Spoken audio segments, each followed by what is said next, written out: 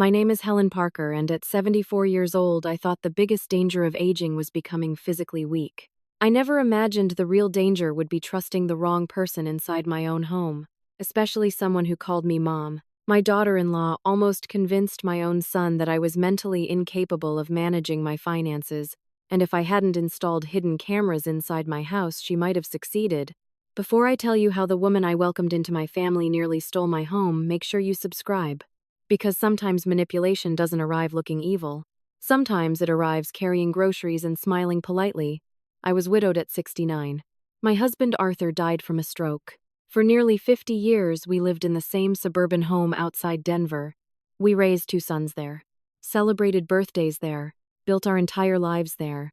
After Arthur died, loneliness hit harder than I expected. Simple things became painful. Cooking for one, sleeping alone, hearing silence where laughter used to live. My oldest son Daniel worried constantly about me, especially because I had arthritis and occasional balance issues. So when he suggested he and his wife Melissa temporarily move in to help out, I agreed. At first, Melissa seemed wonderful, helpful, attentive, patient. She organized medications, cooked meals, drove me to appointments. Everyone praised her. "You're lucky to have such a caring daughter-in-law," friends told me. And honestly, at first I believed it too. Then small things started changing. Melissa began answering my phone calls, speaking for me during appointments, correcting me constantly. "Oh, Helen forgets things sometimes." At first I laughed it off. Then it happened more often. In front of neighbors, friends, even my own son.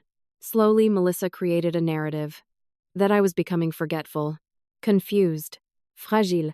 Then came the financial conversations. Melissa insisted on helping with bills, then bank statements, then passwords. One afternoon she casually said, "You should really consider putting Daniel's name on the house. It would make things easier later." I immediately felt uneasy. Arthur always warned me, the moment someone rushes you around money, slow down.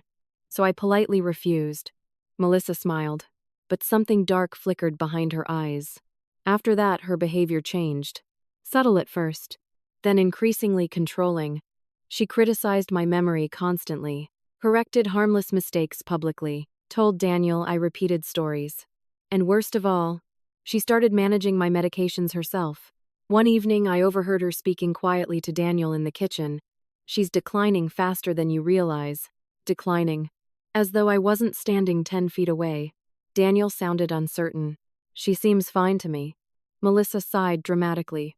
"That's because you don't see what I deal with every day." That sentence terrified me, not because it was true, because I realized she was building a case against me. The next morning, I called my friend Gloria, a retired attorney. After listening carefully, Gloria said something chilling. "Helen, this sounds like the early stages of financial elder abuse." The phrase made my stomach turn. Elder abuse. I didn't want to believe it. But deep down, I already did. Gloria suggested hidden cameras. At first, I resisted. Spying on family felt wrong. Then came the day Melissa placed paperwork in front of me while Daniel was at work. "It's just emergency authorization paperwork," she explained casually. I started reading. Property transfer documents. My hands went cold. When I questioned her, Melissa immediately became defensive. "You're confused again." Confused again. That phrase terrified me more than the papers themselves, because suddenly I understood her strategy. If she could convince people I was mentally incompetent, she could control everything. That night, I installed cameras throughout the house. And what I recorded over the next 2 weeks changed everything. Melissa mocking me on the phone.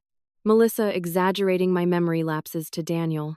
Melissa practicing conversations about guardianship. And finally, Melissa openly discussing how selling my house could solve all their debt problems. Debt. That was the missing piece. Daniel and Melissa were drowning financially. Credit cards, car loans, medical debt, and my home represented escape. The final confrontation happened after Daniel watched the footage himself. I'll never forget his face. Shock, humiliation, heartbreak. Melissa tried denying everything, then crying, then blaming stress. Finally, she screamed, "We deserved help after everything we've done for you. Everything we've done for you." As if basic kindness entitled her to my life savings. Daniel filed for divorce 6 months later. To this day, he still carries guilt for not recognizing what was happening sooner. But honestly, manipulators rarely begin with cruelty. They begin with usefulness. That's what makes them dangerous.